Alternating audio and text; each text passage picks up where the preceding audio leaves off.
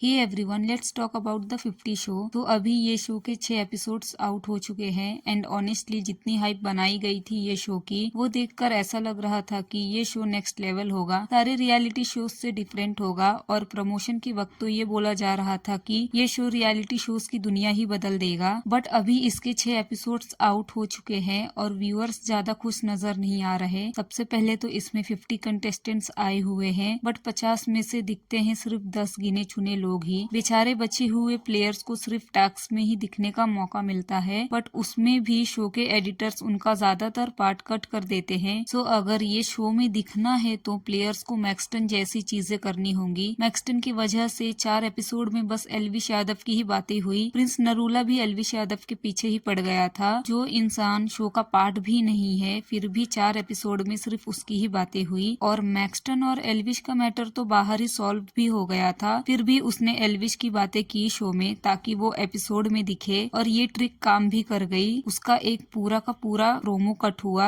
और 50 लोगों में ऐसा होना एक बड़ी बात है। अब बात करते हैं पहले एलिमिनेशन की। फर्स्ट एपिसोड में ही वंशज सिंह शो से एलिमिनेट हो गया। सो मेरे अकॉर्डिंग ये एक फेयर इविक्शन नहीं था कि उसने टास्क में अच्छे से परफॉर्म किया था, बट उसकी टीम की वजह से उसको भी एलिमिनेशन में आना पड़ा।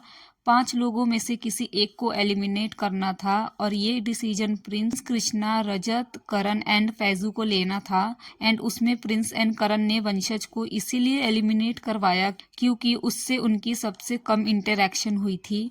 लाइक सीरियसली, प्रिंस इतने रियलिटी शोज कर चुका है, फिर भी यहाँ पे ही chose to not play fair. जज परफॉर्मेंस के बेसिस पर करना चाहिए था। एंड सबसे वीक परफॉर्मर थी उर्वशी, बट यहाँ पे इंटरेक्शन के बेसिस पे जज किया गया। एंड करण ने यही रीजन दिया कि सबसे कम इंटरेक्शन जिससे हुई है हम उसको ही एलिमिनेट करेंगे। वंशज ने शो में ये पॉइंट रखा भी कि एक दिन में इंसान 50 लोगों से इंटरेक्शन कैसे कर लेगा। वंशज सिंह अब प्रिंस और करण पटेल के पीछे पड़ गए हैं उनके अनफेयर एविक्शन के लिए। वंशज ने कुछ सीरीज ऑफ स्टोरीज पोस्ट की ये दोनों के लिए। For Karan Patel he wrote, I hope your weak old joints pain today. You deserve to be sent to an old age home. You have made a lifetime hater. I will keep reminding you my name for next 10 years. Buddhu Buddha. And for Prince he wrote, Hi guys, it's me Prince Narula. I spent my life influencing individuality and fighting against the industry. I manipulate thousands of young kids every year and I am also a hypocrite because I am everything. सो ऐसी stories वंशज अब daily basis पर post कर रहा है, but now it's getting little too much. See calling them out was needed but his choice of words could have been better. किसी को age shame करना वॉज नॉट राइट। आप बिना ऐसी चीजें बोले भी उनको कॉल आउट कर सकते हो, और प्रिंस एंड करण 100% गलत है इस चीज में।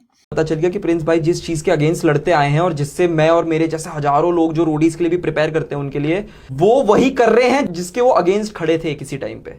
देखो करण भाई खुद गधे हैं उस रेस में, और वो भी स्लो वाले हैं क्योंकि उम्र हो गई है। मतलब मैं फैक्ट्स के हिसाब से बोल रहा हूँ, मैं उनको कुछ नीचा नहीं दिखाना चाह रहा। मैंने गूगल में सर्च किया था कि उसकी एज 42 है, तो आई थिंक 42 साल का गधा होना, I am pretty sure it's tough.